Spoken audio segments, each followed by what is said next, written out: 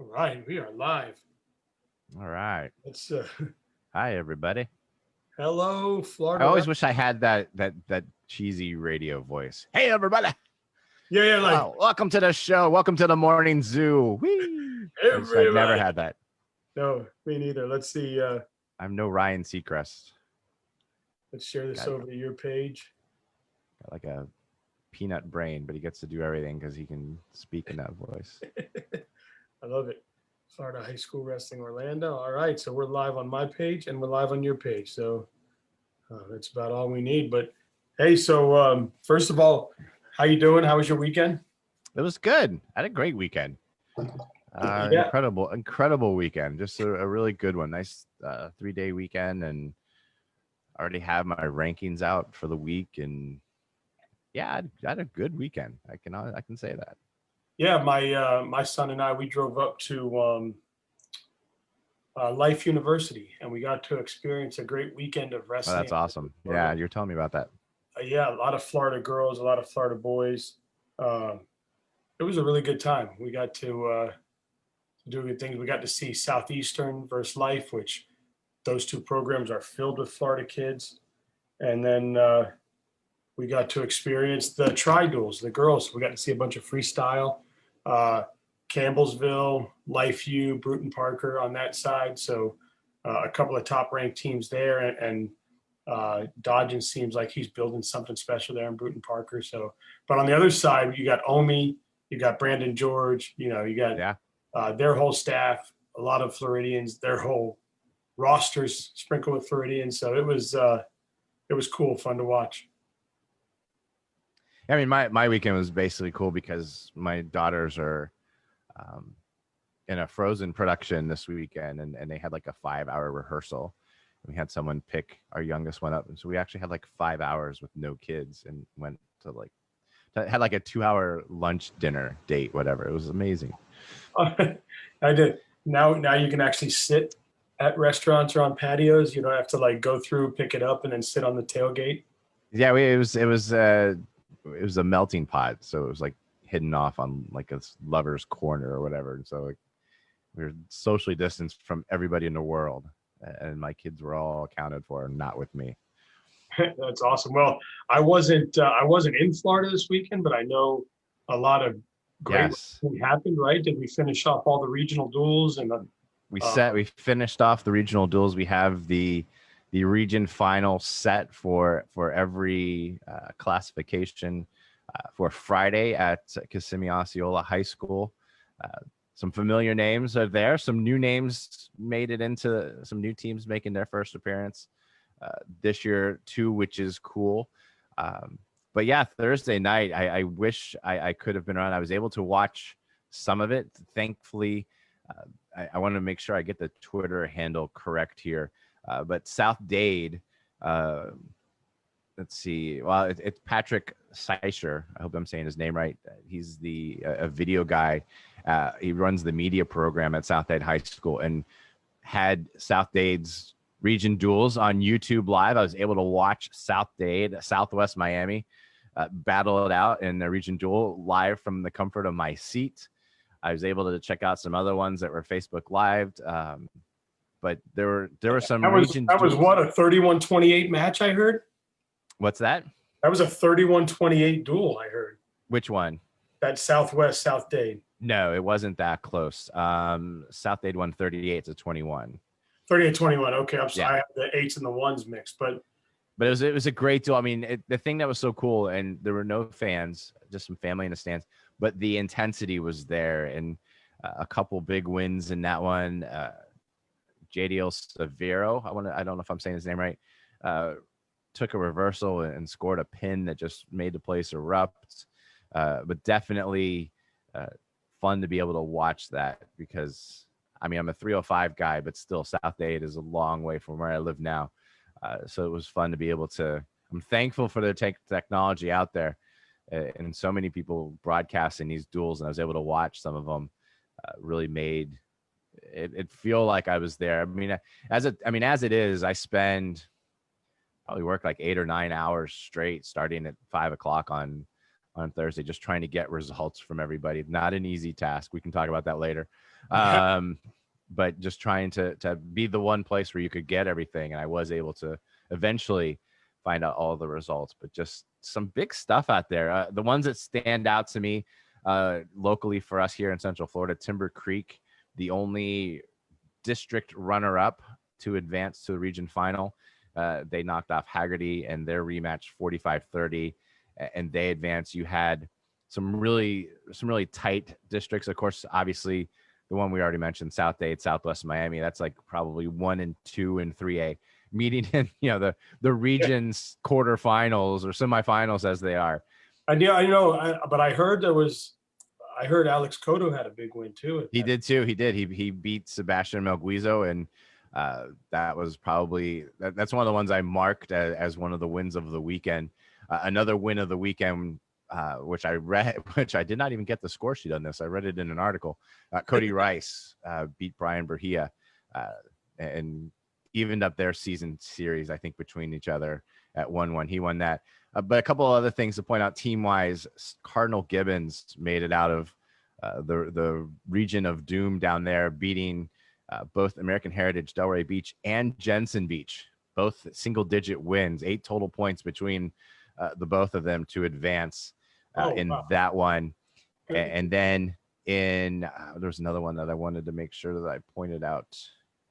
I don't have it in front of me, but that was probably the region to watch. Lake Gibson was in a really tough region, but they were just so dominant over everybody right now and at that level. But they had to go through Harmony and Winter Springs, but did so with relative comfort on that. But the Cardinal Gibbons was the one that stood out. But I mean, again, teams making their first appearance.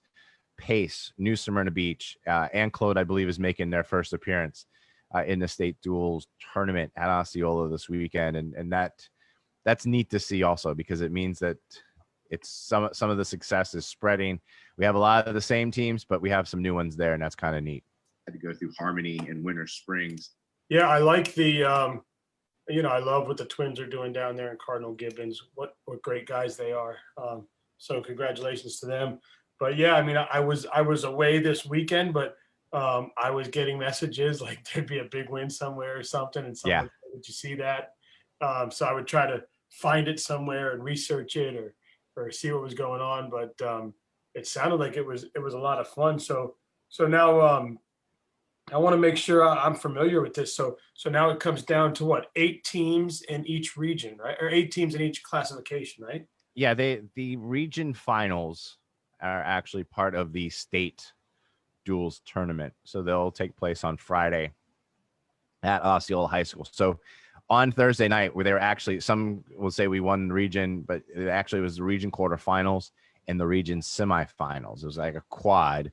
You win your way through there, then you make it to the state tournament for the region finals on Friday. Excuse me.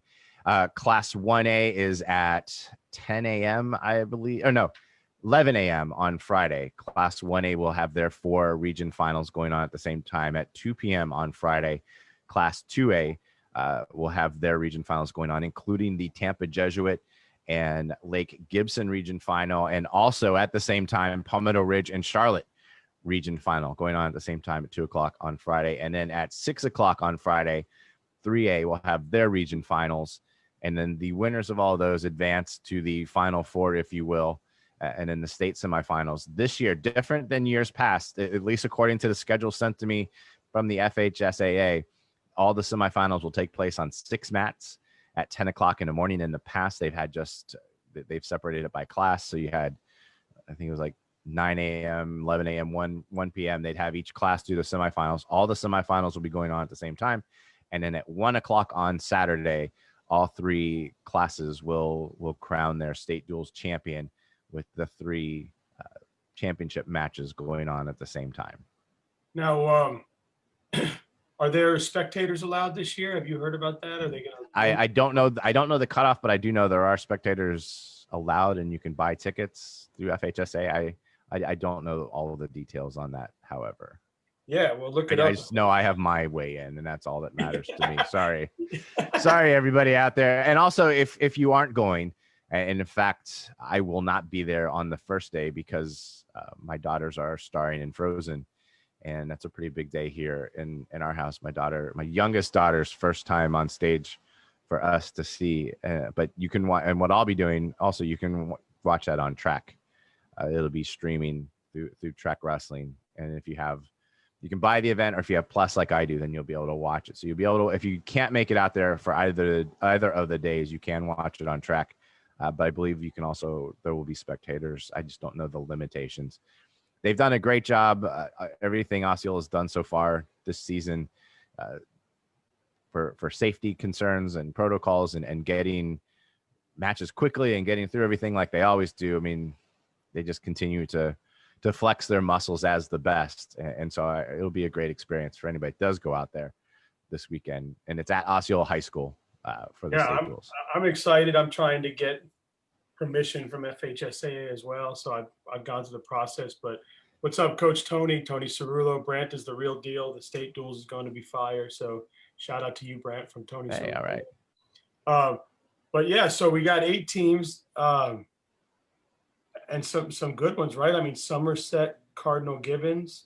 Yeah, I mean, the reality is, and I know everybody has a thought process on this and would like to see things reseeded at different levels. And while I agree, the FHSAA, right or wrong, sticks to how they do things and they try to make it somewhat. I know they've changed it for football and basketball, so maybe they'll change it for this, but they've always tried to stick to, you know, their patterns and your region champions. And I don't follow football intensely, but I do believe they've now changed it to where you don't have regions. Yeah, I mean, wow, you're looking at rankings. But some finals, right? So you have some finals or even some semifinals that take place. I mean, obviously, we already had South Dade and Southwest Miami face off, but you have Cardinal Gibbons and Somerset. You have to think that's going to be a big one. Up top, you're likely going to see Wakula or Clay go against Pompey or Hernando. Those are both probably would be number 2 I think Pompey maybe is number 2 team if you seeded it out. So 1A actually works out pretty well, but you do have that Somerset Cardinal Gibbons match, which I think is going to be really tough and one of the better ones. But then in 2A, I was just looking. I was not knocking it. I don't want to knock any of the teams that made it. And when I write my preview this week, I do focus on all 24 teams that get there. But when you have Lake Gibson and Tampa Jesuit meeting in a region final, whoever wins that one has won the state tournament. The last 2 years, I think that they've done that. Charlotte and Palmetto Ridge in the other region final, you would have to think those 2 teams would be favored to reach the finals anyway. No shortage of top teams in 2A. At least they're not meeting in the semi, so we should get a good final in 2A also. And then in 3A, it's kind of spread across the board. South Dade, obviously a heavy favorite in that one. Fleming Island was close with them 1 year, and you would expect that would be the team to come out from up top, but also Riverdale, who I am told from someone who just faced them, are the real deal. And I know in the coaches poll, I think they were 5th behind Osceola.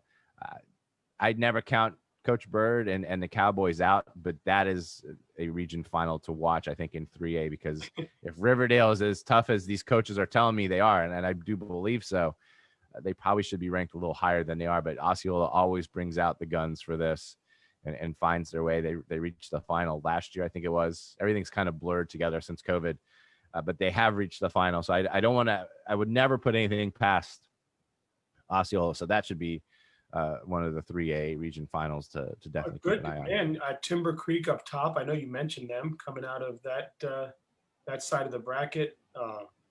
Man, they quietly make some noise, don't they? Timber Creek always has a really strong duels team. They do a great job there of bringing kids out, having depth, and they do really well in duels. And it was nice to see that get rewarded. They've got some high-end guys on the team, along with just having the depth. Be curious to see how they match up against Fleming Island. Fleming Island not as strong as they've been in years past, but obviously still very strong.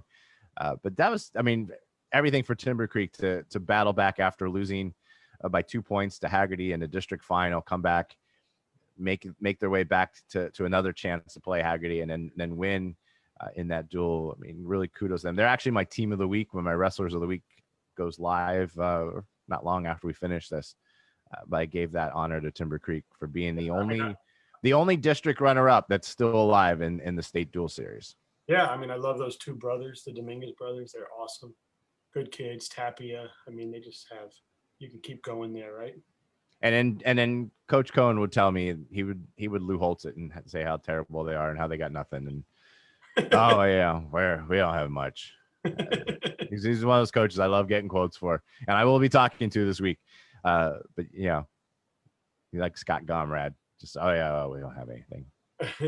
Yeah, Mick. They should just give Mick a buy-in one year down at Southwest. Like he's always got that tough run right there. I mean, it's tough. I mean, credit Southwest Miami. They didn't cry in it long. They went out and went to Cypress Bay this weekend and wrestled and went undefeated and dominated some good competition. So they know the deal. They're 305. They know the respect that comes from making it out of that area, and they kept on fighting, and they'll continue moving on. I'm excited. I mean, I hope that I can get out there. I know Friday's a tough day because my kids are at school, so I got to be there to pick them up after school and practice. So I'm hoping I can get out there for some matches. But yeah, I mean, I'm intrigued. The Charlotte Palmetto Ridge, like you said, man, there's some really good matchups if you look at their weight classes. Same with Gibson and Jesuit. And I know we keep hearing from Walker how young he is over there, but yeah, those kids keep hearing. I will tell you, and what is most interesting will be what weight you start at and who wins the coin flip, because that was the difference last year. And I'm not taking anything away from Tampa Jesuit, and I'm not taking anything away when Lake Gibson has won their titles, but it came down to the order of who got to pick who. And that is my favorite part of watching duels, especially those really competitive ones, is it really does come down to coaching. And I don't want to, I mean, yes, coaching in the room makes a big difference all season long. And certainly when you go to an IBT, the best coached kids have already been coached. But at a duel, it comes down sometimes to who do I put out there and who do I bump up and what are my matchups? And it's fun to watch that process take place. And that Lake Gibson Tampa Jesuit duel last year was probably one of my favorite duels I think I've ever watched, because it was so tight, and it really came down to a point here, a point there, who was going to wrestle this weight, who was going to wrestle this weight. And as it turns out, Tampa Jesuit got the win. If it starts at a different weight or someone else wins a coin flip, who knows how that plays out. And I think that's what's really fun about these really tight duels, and you can really appreciate that aspect that goes into it, is every little detail to make sure you have the matchups that you feel are best for you to try and get the win. And you'll see a lot of that in those two duels in 2A on Friday afternoon. I mean, listen, Tampa with the Crook brothers and Basile and just sprinkling everybody else they'll have something to say there too, I'm sure. I mean, they will, and they've really. I mean, what it comes down to will be Lake Gibson's death, because remember, Tampa Jesuit lost a state champ and a kid that'd be ranked number 1 from last year's team that are still wrestling.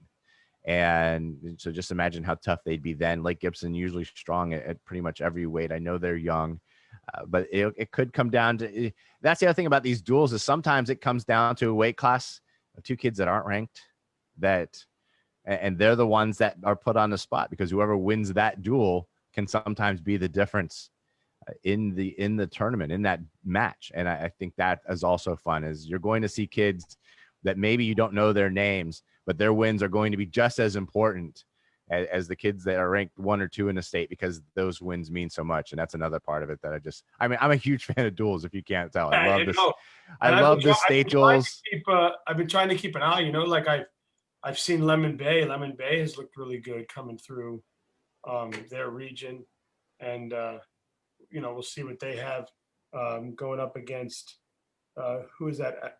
Endote? And Clote. I got glasses on too, and I still can't read it.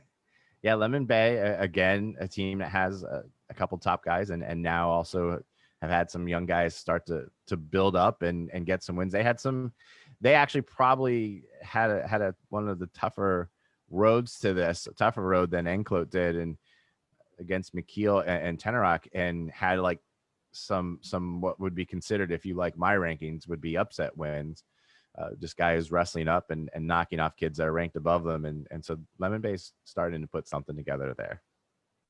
Well, that's cool. Well, hey, I'm excited. I'm looking forward to it. Obviously, with I mean, just all these teams: Pompey, Hernando, Gibbons, Somerset, like all the ones you said. I'm excited. And then looking at matchups, I'm happy. Well, I saw you. It's been going through these duels have been time consuming for you, right? You finally got rankings up last night. I did. I decided last week. I knew last week was going to be tough, and chasing down. I spent a whole lot of time chasing down results, and then really kind of probably 2-3 days just spent just on district duels, and so I had actually rankings completed maybe 30 minutes before the duel started on Thursday, but not enough to even print to publish them. So I decided then that the rankings weren't going to be updated during the week. Actually, I probably decided like on Tuesday, but I was able to update them through region duels through this weekend. As I've said on all my social medias, I only received 32 box scores in some form or other from the 66 duels that were completed on Thursday night, and based my rankings off of what I had and what I was able to find. But yeah, we do have new rankings up. I'm hoping this week to put together a really good preview for the state duels. I'm going to try to talk to every coach that is going, get their thought process and put together a nice viewer's guide for folks, and maybe a couple other tricks and treats going into it. But so I wanted to make sure that rankings were done early. So they were actually done Sunday night, and then it takes like 3 hours to present them. And so that was done yesterday. Yeah, and I don't think it was only you that didn't receive their information, because if you pull up FHSAA and you look at the brackets, there's several brackets that have no scores, and it's tough. They're not getting the information. But then you start talking about teams and rankings, and you get the calls or the messages that complain. Yeah. Right? So I would say only one complained, maybe two. Got a new one today that was kind of a complaint. It's like, hey, why is this kid ranked here? He beat them at region duels. I'm like, yeah, well, guess what? You didn't send me the results. I listen, and I'm probably going to end up updating them. Even I said, I'm not updating these to myself. I'm not updating these with region duels I didn't get in my moment of anger. But yeah, I mean, it's tough. I mean, I don't know if people realize that. I'm sure there's frustration out there, but I spent Wednesday emailing every single coach that was competing on Thursday night, every single host, and said, please send me full results. I know some are on track. I know Shannon gets all the ones in his area. And I said, listen, you can just take a picture of your score sheet. I have 2 huge monitors. I'll work it up. Lemon Bay sent me pictures. I got pictures from, I'm trying to think of that.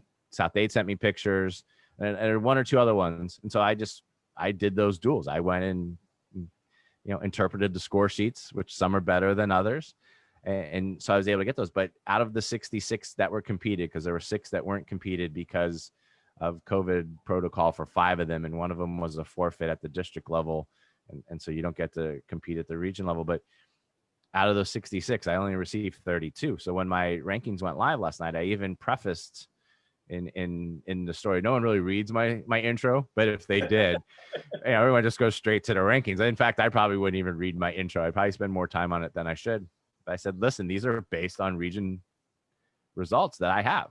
And if I didn't get the result, I don't know that it happened. I can only rank what I know. And I would say I went to the gym after I posted, like within an hour, I'm at the gym and my phone's like blowing up. Hey, why is this? Hey, just let you know this happened. Hey. And like I said, everybody in this state is very kind. I know people in other states, how they treat their rankers isn't always great. And even the mean ones start off with, hey, I love what you're doing, but why? And in each one, I just said, this is the first I've heard of it. Thank you. I asked coaches. Some of the coaches were the ones, as I've asked you guys.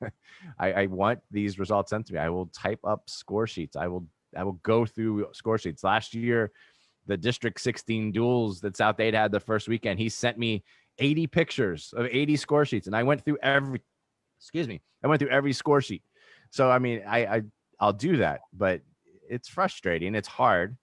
Some coaches like being, they like the secrecy of it, or whatever. I don't know if it's they're playing, show their hand. The Navy SEALs of wrestling, they keep it. I will tell you, I've heard from more than one coach that does provide results that they're like, yeah, this is, we have no problem providing results. He goes, but we're at a disadvantage because we're facing these teams in the region duels. This was before the region duels, and we haven't seen their results because they haven't been submitted. They don't put them on track. So we don't, in some of these cases, like, we don't know what we're facing. So it's a real disservice.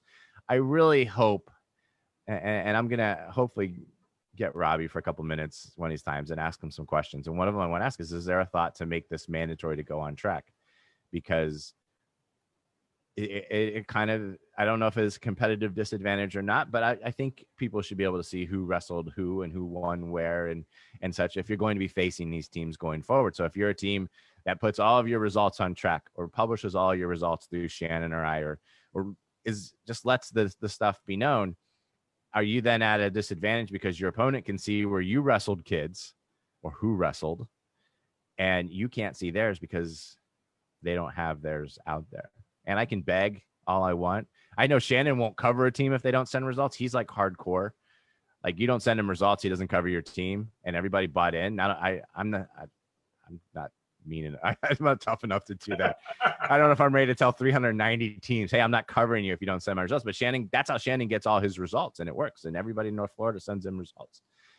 But I can't. I can beg, I can offer, I can, but I can't get everyone, and so it's frustrating then, because I know some of my rankings are wrong, and thankfully I've had 6 people point out where they were wrong, but they're not wrong out of malicious intent or even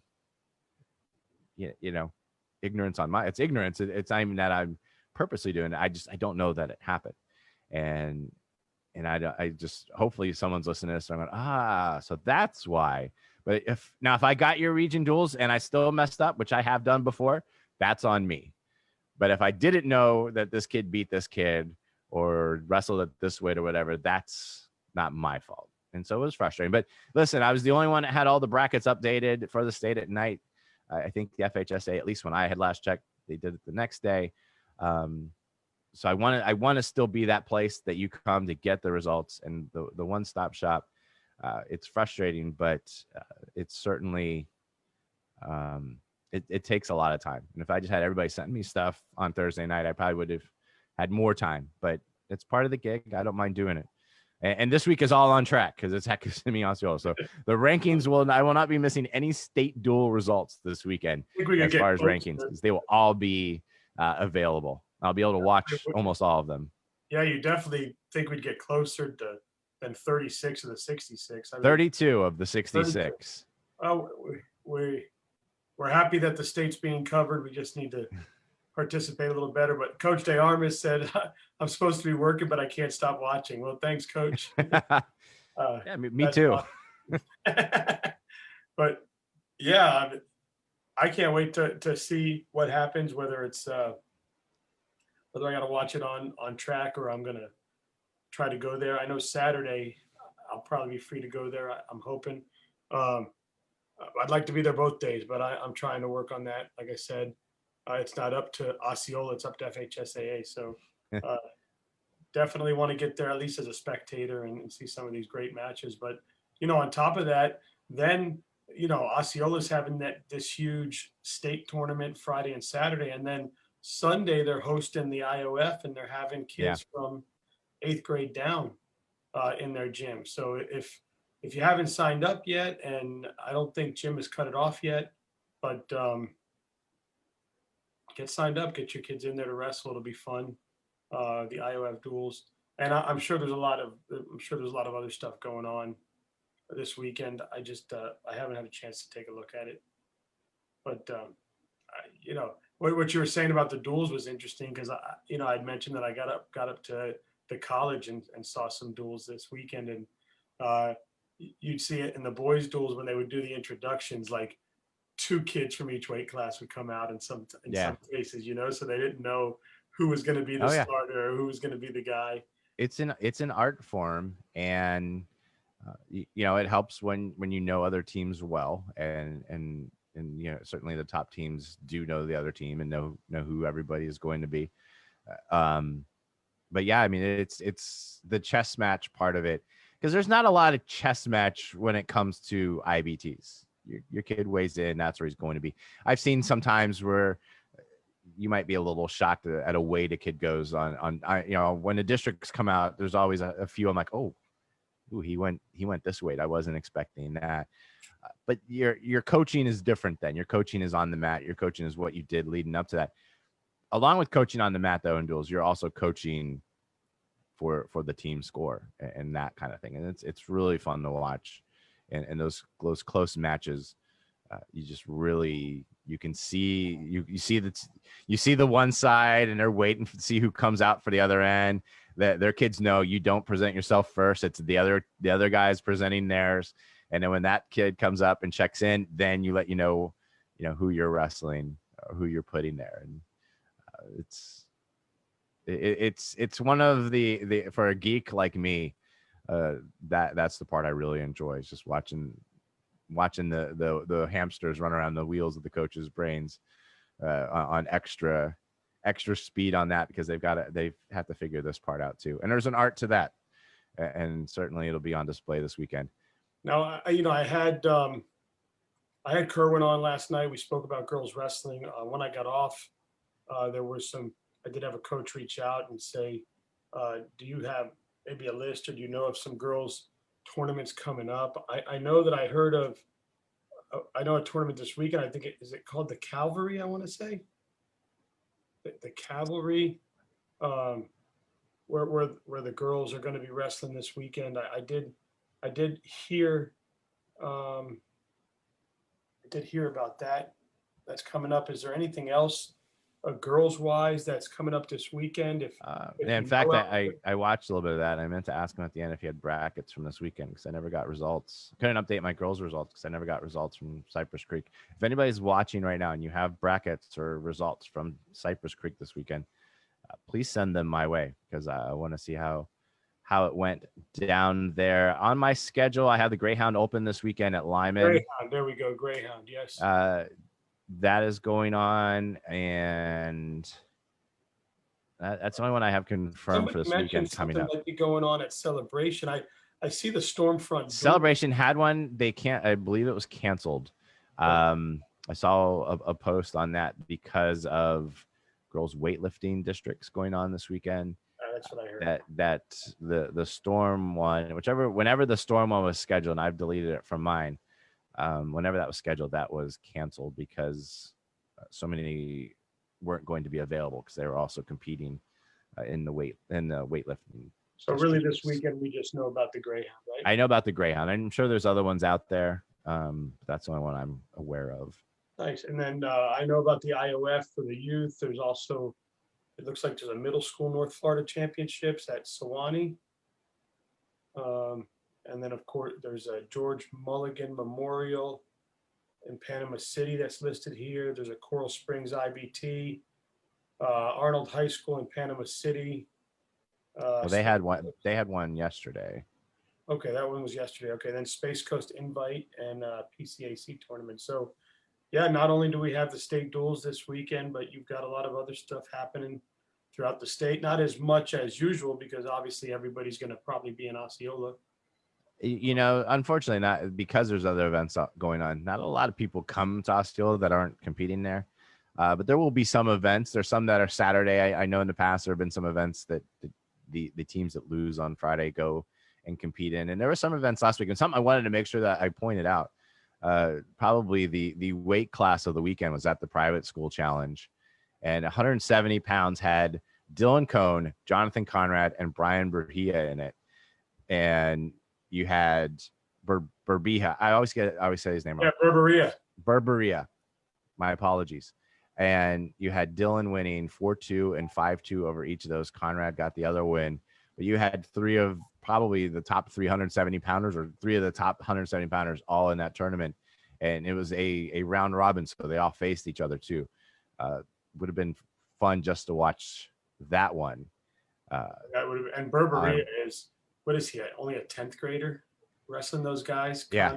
Cone, and wrestling them close. And And listen, I've watched Jonathan Conrad for a couple years now, and I've seen, uh, I mean, Lake Highland could not, they had guys trying and beat him, and he was just he looked just so unbeatable. And then Dylan Cohn's beat him twice now, and Cohn just looks like a whole other wrestler out there, and uh, it's been fun to see, watch him at the knockout, and he's just on that other level. But to come back and do it twice, he's now beaten Conrad twice this year, because he also, I think it was at the Lyman Christmas tournament.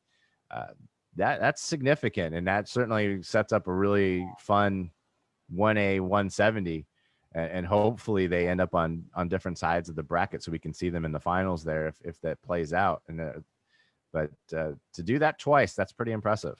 I mean, that's a kid who I would have penciled in as unbeatable heading into the season, and now Dylan's got him twice. yeah, Cone is being coached real well right now, and I think coached right to his strengths, and it's showing on the mat, right? Yeah. But I wanted to point that out because there was everything in my world is the state dual series, but there was other stuff going on. Harmony, after St. Cloud was canceled this weekend, put together an invitational and had Harmony and Riverdale and some other top teams there.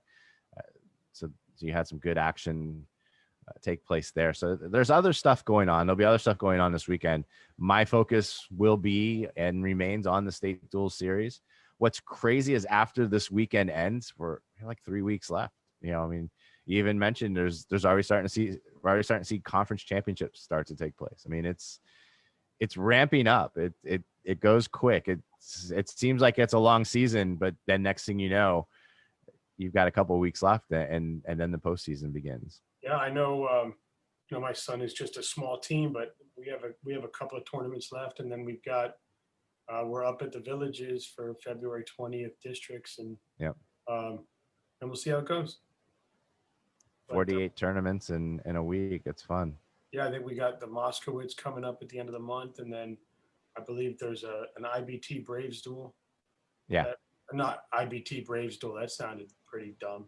IBT Braves IBT Braves tournament, and then we go right into the district tournament. So that'll be fun. I'm excited to see it, see how it plays out, watch it. Obviously, watch my son biting my fingernails, being nervous, and seeing the progress, step by step. Yep. Hopefully he takes another step this year. We'll see. And if he doesn't, then back to the drawing board. I'm sure he'll make adjustments, and we'll go from there.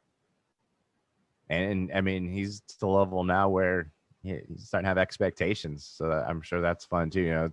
It was fun the first 2 years, right? But now he has some expectations of himself too. So yeah. So I don't watch with my feelings anymore. Like I almost watch with his feelings, I guess. I don't know how to explain it. I guess if you're a dad, maybe you understand, but like my happiness or my sadness is not based on me caring if he wins or loses. It's me feeling his pain if he wins or loses, or his happiness. Like I feel more for what he's thinking or feeling or wondering. So yeah, it's more like that. Like I was at Lake Mary. I was really proud to see what he did there and the steps he took. He got a few wins, overcame an injury, and then and he lost to who he should lose to right now. I mean, he knows that. And then he made who knows what could have happened in that third, fourth place match with one of the Lake Mary brothers. I think one's a senior. I forget his name, but he was doing pretty good. He was holding his own. It went to 0-0, and then he got high on the kid, and the kid, being obviously a senior and kind of been there before mentality, reached around and just grabbed him and pinned him, and he understood what he did wrong. And kudos to that kid for knowing where he was at the time and doing what he had to do, right? But it's been nice to see the steps and the progress and the process, and it's been fun. Well, now the payoff starts coming. Hopefully some rewards for the work for everybody across the state. This is it's his go time now. We've had some great stuff, great tournaments, but now everything's on the line. There's trophies being distributed on Friday night. The official ones you put in your school's trophy case. I mean, it's the real deal now. And I guess lastly on that, I wish the health of everybody competing there. And I'm hoping all these teams are able to come as full strength as they can regarding protocols and that sort of thing. I want to see everybody at their fullest strength possible. I know some teams, have injuries and stuff, but let's see the best that we have available, hopefully on Friday and Saturday. Right? And then of course we'll have the girls' states back at Osceola again, or not again. Yeah, it's February 20th and 21st. Not the ideal weekend, I think, for some, because so many districts are on the 20th also. But a great venue, and in the last year that hopefully it's not, next year it's going to be official, and I'm looking forward to some regularity in it and everybody following the same, rules and have the state tournament be as it is, and looking forward to seeing that play out. But yeah, it's cool that they found a location for it, and it's going to take place, and it'll be the 20th and 21st. And you know what I'd like to see? What's I'd love that? to see FHSAA take a page from the Osceola crew and put a raised mat at states. Listen, I've talked multiple times about that. They would love to do stuff like that for the state tournament. I mean, it's I mean, ideally you'd have all three up on a riser, but you have to have obviously more equipment than they have for that.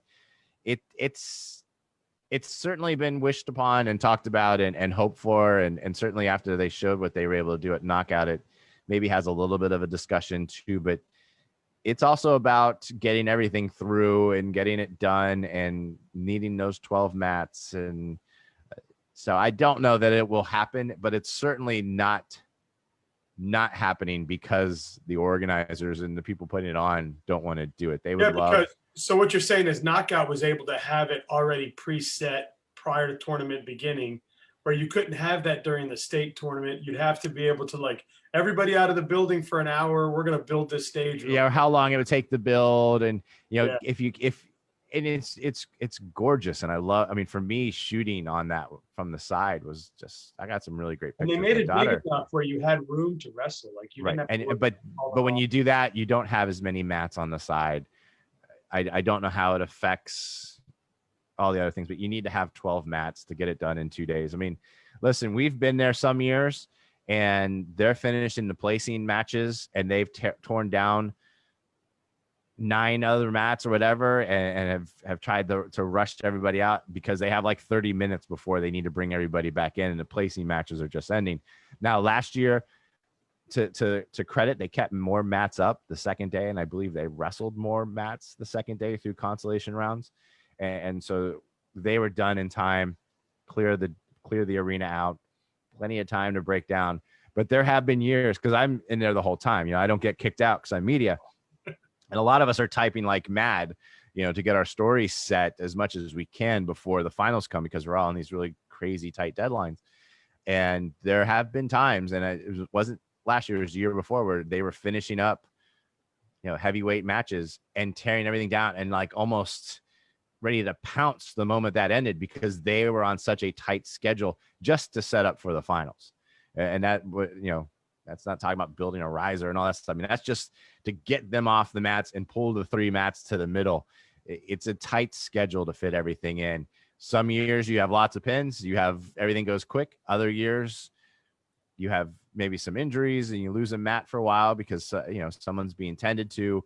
We have a lot of matches that go long, and then suddenly you're on a time crunch, and those folks that do this know that time, you got a small window there between, this is going to be easy. Oh, we're on a pressure. I mean, it's a tight window to make that happen, to get everything set up for the best that they can. So I don't think it changes anytime soon, but it's not because they haven't thought about it or discussed it or wanted to do it. They would love to have featured matches really throughout the weekend, to be able to have featured matches on that map. But I don't see how you hold the tournament as you hold it now with that out there. Yeah, I mean, imagine last year Rivera and Tal Shahar up on a raised mat in the middle Oh, of it would be incredible. I mean, it would be so much fun to watch. But then there's also the argument: are you taking away from the other two state championship matches?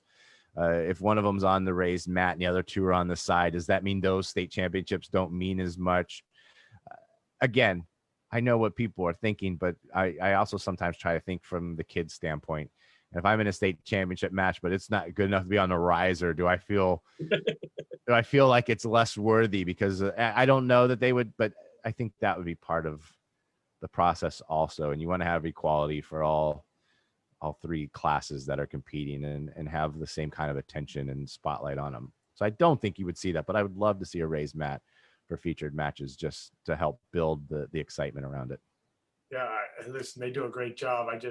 I got to experience that at the knockout, and It's incredible. It's it awesome. was It's really fun. fun. And then when I talked to a lot of kids afterwards, you saw I had Georgia kids on and Florida Yeah. kids on, and they said it had that Fargo feel. I've never been to Fargo. I don't know what it feels like to walk into Fargo, so I don't know.